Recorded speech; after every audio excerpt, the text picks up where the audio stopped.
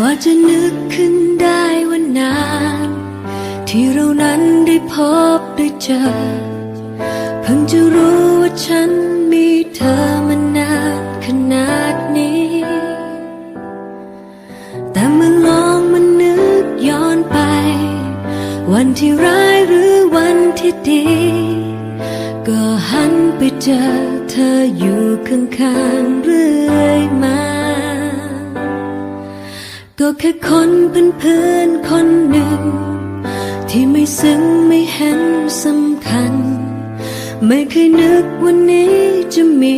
รางวัลจากฟ้าอยากจะมีคำพูดดีๆที่จะใช้พูดแทนสายตาว่ารักยิ่งกว่ามันมากยิ่งกว่ามากมาย